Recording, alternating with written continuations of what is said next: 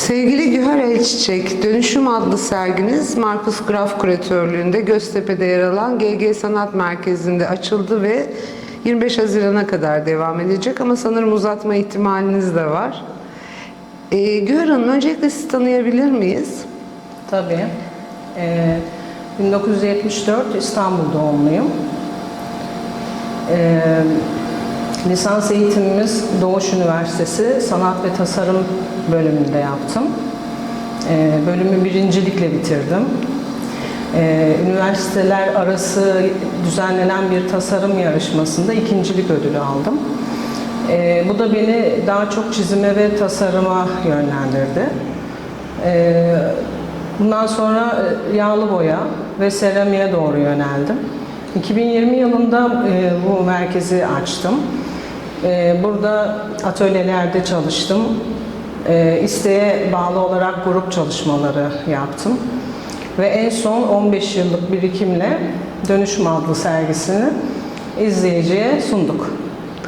Dönüşüm serginiz, dönüşüm kavramının imgesel bir alegorisi olarak kelebeğe dair referanslar kullanıyor ve değişim kavramını tartışıyor. Bize serginiz hakkında neler söyleyebilirsiniz? Dönüşüm kavramını kelebek imgesi üzerinden irdelemeye nasıl karar verdiniz? Kelebek imgesi, Yaradan'ın sanatına olan hayranlığımla ortaya çıktı. Bence kelebek, doğadaki yaşam döngüsünün transformasyonu en iyi anlatan mucizevi bir canlıdır. Doğanın dönüştürücü gücünü temsil eden bir evrim sembolüdür. Bu sergide kelebeğin tüm evrelerini ayrı ayrı çalışarak ritmik düzeni hissettirmek istedim. Markus Bey, sanatçıların büyük bir bölümü eserlerinde farklı yaklaşımlarla doğayı işlemiştir. Güher Hanım'ın özelinde doğa ve dönüşüm kavramına bakarsak, hem resimlerinde hem de seramik çalışmalarında doğayı izleyiciye nasıl aktarmayı tercih ediyor? Şimdi ilk olarak yaptıkları baktığımızda hem tuval üzerinde hem de işte seramik 3 boyutlu çalışmaları, belki özellikle yukarıdaki enstalasyona baktığımızda dönüşüm ilk olarak Güher Elçiçek imgesel olarak, yani kelebek motifini kullanarak inceliyor. Bu bağlamda baktığımızda tırtıl minimal bir formdan kokon tekrar işte minimal bir forma dönüştürüyor ve en son olarak tuval çalışmalara baktığımızda İşte genellikle kelebeğinin bazı kısımları görebilirsiniz. Dolayısıyla zaten kelebek işte dönüşüm, metamorfoz, transformasyon için hem kültür, hem biyoloji, hem de sanat için aslında çok da güçlü ve eski bir imge. Öbür tarafta tabii ki baktığımızda belki Güher Elçiçek'in resim uslubu ile dönüşümü bağlayabiliriz. Çünkü buradaki kelebek motifi hiçbir zaman olduğu gibi naturalist bir şeklinde kullanılmıyor. Dikkatle baktığımızda genellikle bir ekspresyonist tavır ile daha güçlü renk kontrastları ve fırça darbelerle bir kompozisyon oluşturuyor sanatçımız. Ve bu bağlamda aslında yani ekspresyonizmin veya ekspresyonist gestüel bir hareketin getirdiği bir kavram daha var. Hız, güç ve hareket.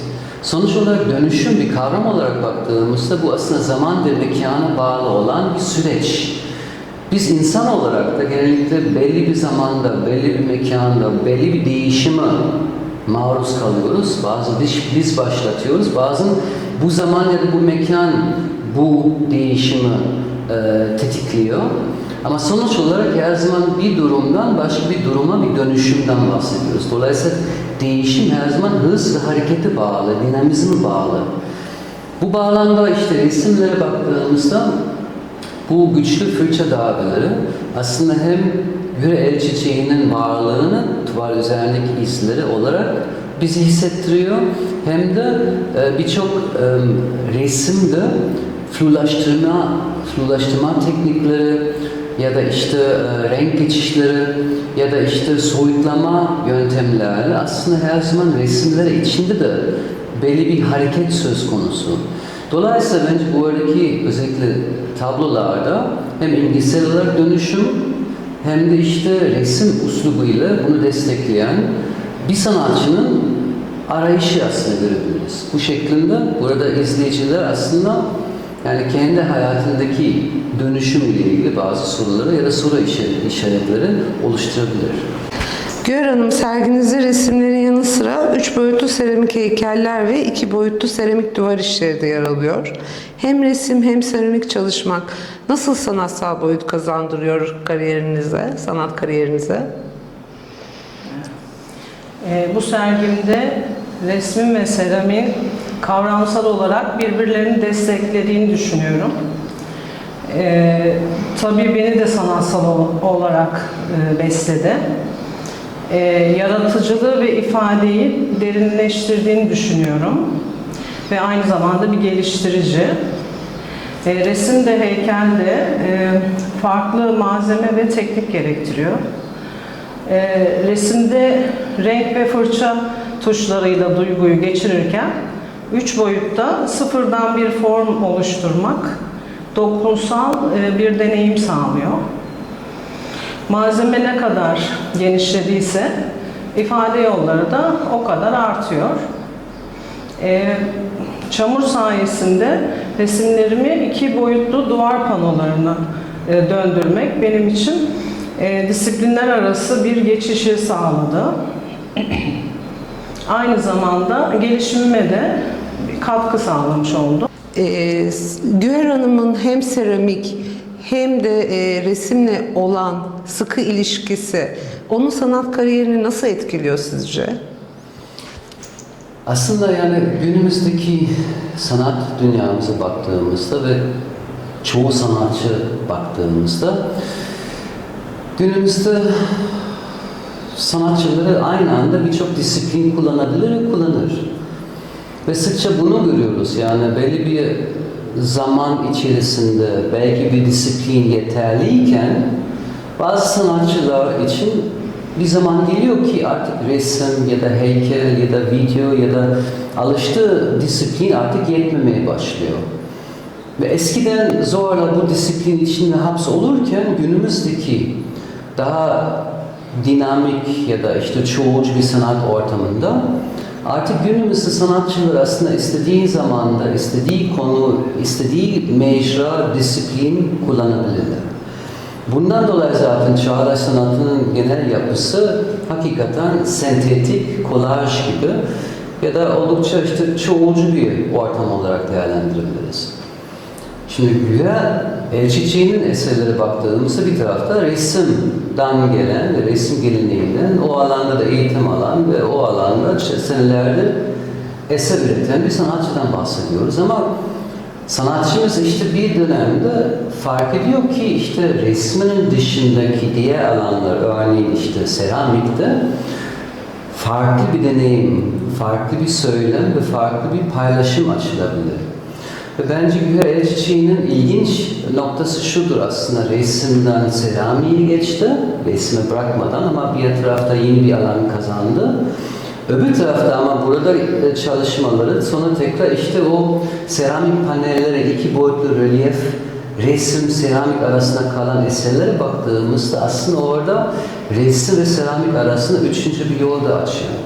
Hatta en son olarak hatta bu sergide 2. katta gördüğümüzde bir enstalasyon, zaman ve mekana has olan bir yerleştirmeyi de yapmasına sebep oldu. Yani belki resimden seramiğe geçmeseydi sonraki adım bir enstalasyon sanat alanına girme imkansız olurdu. Fakat enstalasyona baktığımızda mekana has asılmış olan seramik parçacıklardan dönüşümü A'dan Z'ye aslında anlatan ve biz seyirci olarak içindeyken bunu bir şekilde deneyimleyebiliriz. Hatta orada sadece zaman, mekan ve seramik parçaları değil, aynı zamanda ses var, bir şekilde ışık da var. Dolayısıyla aslında özellikle bu enstalasyon ile aslında çok sesli, katmanlı bir eser üretmeyi başardı. Özellikle sergi bağlamında bence tuval üzerindeki çalışmaları, rölyef çalışmaları, üç boyutlu çalışmaları ve enstalasyon aslında bu dönüşüm kavramı farklı açıdan hem teknik hem estetik hem içerik olarak yaklaşan bir sanatçı. Dolayısıyla bir sanatçı ne kadar farklı disiplin biliyorsa ve ne kadar farklı disiplin kullanıyorsa aslında bu kadar fazla ve farklı söylemler, sesler yaratabilir. Bu da tabii ki seyirci için heyecan verici, sergi için çekici bir eleman. Çünkü her disiplinin ayrı bir tat var, ayrı bir varoluş sebebi var, ayrı bir anlamı var.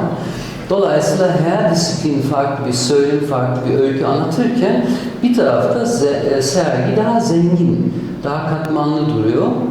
Ve seyirci aslında bu farklı disiplinler sayesinde dönüşüm kavramı farklı perspektifler ve farklı yolları keşfediyor.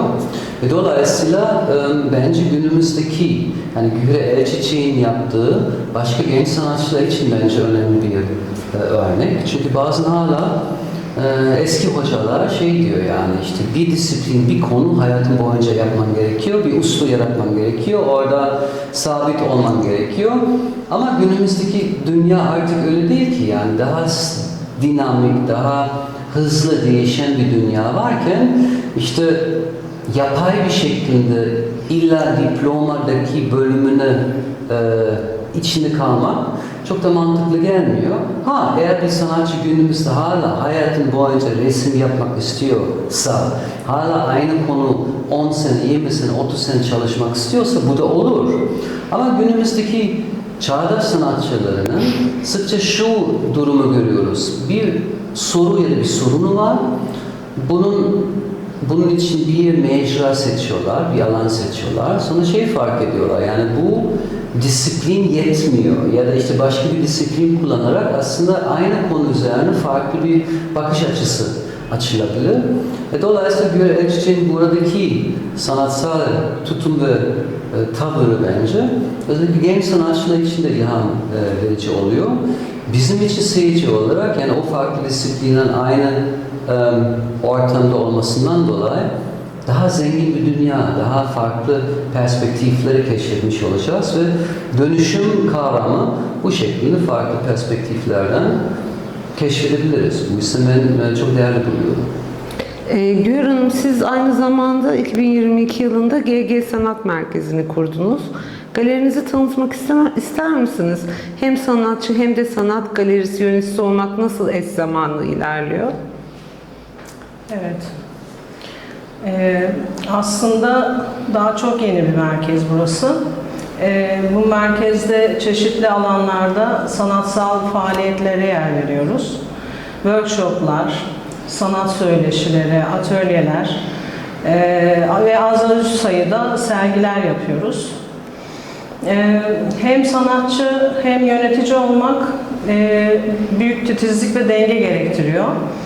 Dengeyi kurarsanız hiçbir zaman sorun olmaz. İyi bir planlamayla ve galeri sorumlumuz Gülsüm Hanım'ın desteğiyle üstesinden rahatlıkla gelebiliyoruz.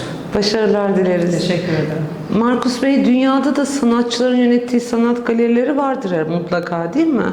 Sanatçıların diğer sanatçılara da galerileri aracılığıyla alan açmasını nasıl değerlendiriyorsunuz? Yani şöyle bakmamız gerekiyor herhalde. Yani sanat tarihi baktığımızda ilk olarak kimler sergi açıyordu? İşte akademik sergileri vardı. İşte 1700'lerin ortasından itibaren. Sonra müzeleri açıldı. Sonra galeriler açıldı ve genellikle bu galerilere ya belediye ya da kenti ya da işte krala ya da işte başka resmi kurumlara aitti. Sonraki 20. yüzyıla baktığımızda işte ya ticari amaçlı olan sergileri ya da galerileri söz konusu. Yani hep böyle kurumsal bir yapı içerisinde sergiler açıldı. Fakat öbür tarafta sergileme tarihi paralel olarak 1870'lerden itibaren aslında modern kentlerde alternatif ve bağımsız bir sergi geleneği başlıyor. Yani bu ilk empresyonist sergiler olabilir, işte Paris'te ya da işte bağımsız secession sergileri olabilir, Gustav Klimt ve arkadaşları. Ya da işte 20. yüzyılın ortasında New York, Soho baktığımızda oradaki loftlar içinde sanatçılar aslında kendi inisiyatifini alıp arkadaşlarla beraber sergiler yapıyorlar ve genellikle bunları iktidara karşı ya da iktidarın yanında ya da mainstream yanında alternatif seslere yer veriyorlardı. Dolayısıyla genellikle underground'dan çoğu zaman da avantgard hareketlerine yer veren mekanlar bunlar. Onlar genellikle bağımsız, autonom, non-profit, ticari olmayan mekanları. Onları sıkça sanatçılar tarafından işte başlatıldı ve aslında sanat tarihi şekillendiren mekanlardan birisi oldu. Dolayısıyla her sanatçı böyle bir mekan açabilir mi? Hayır. Çünkü her sanatçı bunu da istemez. Çünkü mekan açtığınızda aslında sanat yöneticiliğini yapıyorsunuz. Sanat yönetimi için girersiniz. Ve biz bir sanat mekanı işletmek, kurumsal bir yapı dönüştürmek, onun için işte bilgi ihtiyacınız var ve odak noktası ihtiyacı. Odağınız lazım. Yani ona fokuslemeniz gerekiyor. Onu yaptığınızda çoğu zaman sanatçı eser üretemiyor. Bu yüzden bazen şunu görüyoruz. Yani bunu yapan sanatçıları bazen sanat üretimi bırakıp sadece yöneticilik yapıyorlar ya da küratörlük yapıyorlar ya da başka bir şey yapıyorlar. Ama bazen bu kurumsal olmayan sanatçı inisiyatifleri sonra mesela bir kuruma dönüşüyor. Sanatçı oradan çekiyor, tekrar sanatçı şapkası takıp resim yapmaya devam ediyor ve oradan işte bağımsız olarak yaşamaya devam ediyor. Bu yüzden ben bunun gibi oluşumları çok önemli buluyorum. Çünkü yani GVG Sanat Merkezi aslında işte kar gütmeyen ve kar odaklı olmayan, sadece sanatının bir buluşma noktası olmak isteyen, bunun için eğitimleri yapan, yani eğitim veren, işte sanatçı buluşmalar yapan ya da sergi yapan ve bunu işte ilk hedef olarak para kazanmak için değil, sanatı paylaşmak ve sanatçılar için bir yer açmak bence çok önemli, çok değerli. Ve tabii ki bir tarafta böyle bir fikir bir sanatçıdan gelmesine çok mantıklı. Çünkü sanatçı kafa başka bir kafa. Genellikle sanatçı neden sanatçı oluyor? Çünkü üretmek istiyor, paylaşmak istiyor. Kimse para kazanmak için sanatçı olmuyor. Dolayısıyla bu yakada özellikle yani Anadolu yakasında zaten çok az sanat ve kültür kurumlarının varken işte GVG Sanat Merkezi'nin bu şekilde öyle bir misyon üstlenmesini çok önemli. Ve bir tarafta bir sanatçının bunu başlatması aslında bir tarafta baktığımızda çok mantıklı. Bu yüzden yani umarım uzun zaman işte Göztepe'de bu misyonu devam edecekler. Tabii ki bunun için hem sanatçılara ihtiyacımız var hem de seyircilere ihtiyacımız var. Bu ise bu mekan ne kadar fazla kullanılırsa, ne kadar fazla fikirleri, sanat eserleri paylaşılırsa aslında toplumsal olarak o kadar iyi olacak. Bu yüzden biz hepinizi bekliyoruz. Biz de size başarılar diliyoruz. Teşekkür ederiz. Teşekkürler.